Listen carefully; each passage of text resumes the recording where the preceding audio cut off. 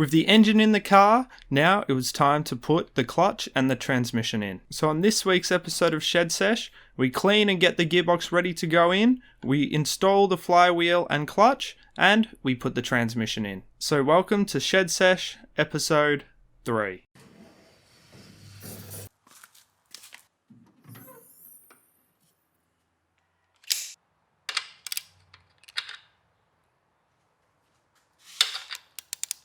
So the first thing I'm going to do is just clean everything up. I'm a big believer in keeping everything clean, especially all of your mating surfaces. Especially with the transmission and the block, if you clean both of the surfaces now, the next time you need to remove the gearbox, it's not going to be stuck or difficult to remove.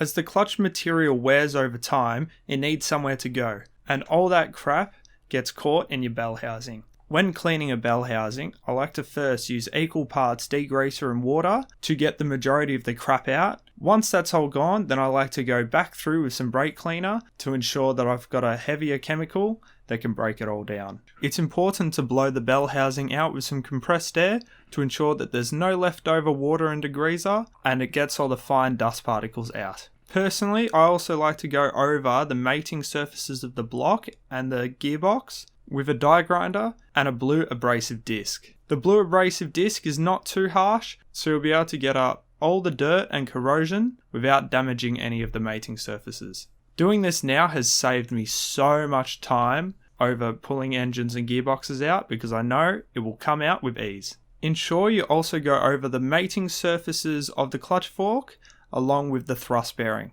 I like to just use a rule of thumb of anything you grease, you should be cleaning first. With the box clean and ready to go, I unboxed all of the clutch stuff I needed and then inserted the clip into the clutch fork. So now we're installing the clutch fork and the thrust bearing. So basically there's a few parts that you need to grease. So in the clutch fork, there is an indent where this ball here clicks into. So basically what I like to use is copper grease. I like to put some copper grease on both of these points. Then you want to put some copper grease on these surfaces that touch the thrust bearing. I like to put a little bit at the back as well.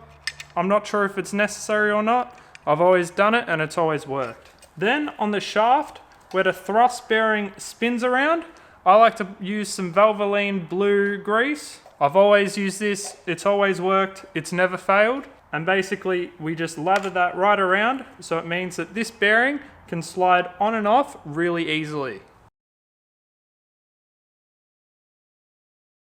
Now it's time to install the flywheel and the clutch. As I was by myself, I couldn't utilize a second person to hold the flywheel with a pry bar so I could tighten it without it moving. So I removed the radiator and used my Company 23 crank pulley tool to hold the crank in place, and I just rested the end of that tool on the chassis rail in the engine bay.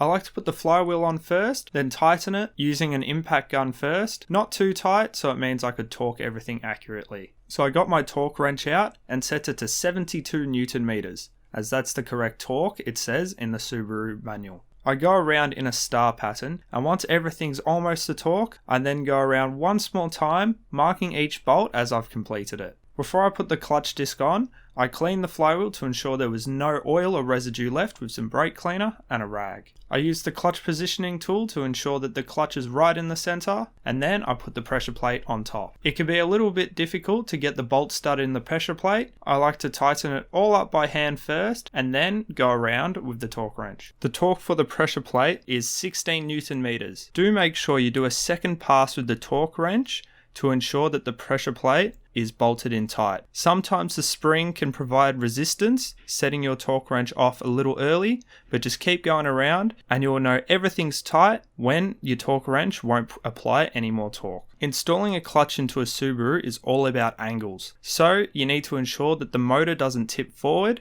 and even tip it back a little bit. I like to use my hoist jack because it's tall enough to reach right up to the exhaust manifold, but you can use a jack and a piece of wood. So the gearbox is ready, the clutch is ready, and now it's time to install.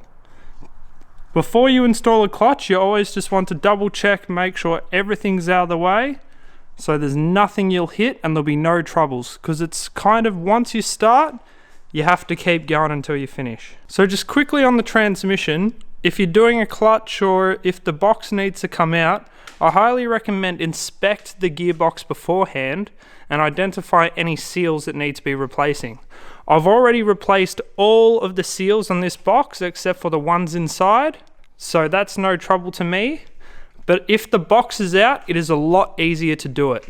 One common thing that is overlooked with especially 5-speeds is this knuckle. This knuckle is usually the main culprit of a sloppy shifter. I highly recommend keep the stock one because the actual stock bushings are pretty good brand new. It's a lot easier to replace this knuckle while the box is out because of the roll pin. When the box is in the car, the roll pin is actually quite difficult to get to unless you have the right tools. So definitely, if you can, replace this before you do a clutch.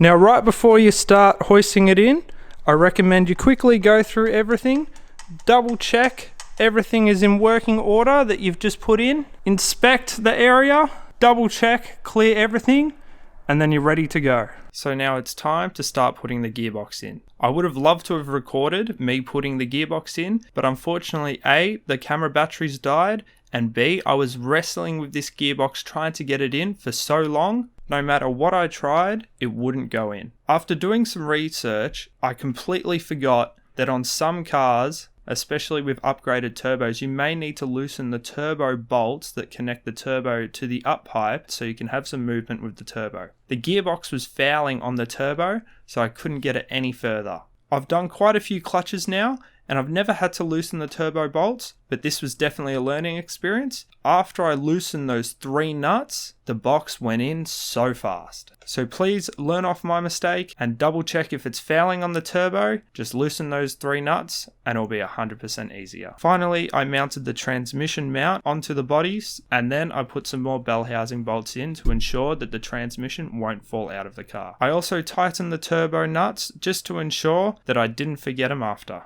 Even though it sucks since the gearbox gave me so much pain in getting it in. But now that I've learnt what to do when the gearbox is fouling on the turbo, I should not have any more problems doing any other clutches. At least the gearbox is now in, so I can now attach everything else related to the driveline, get lots of bits out of my part shelves, and start working on finishing off the engine. So thank you for watching Shed Sesh episode 3. I hope you enjoyed it.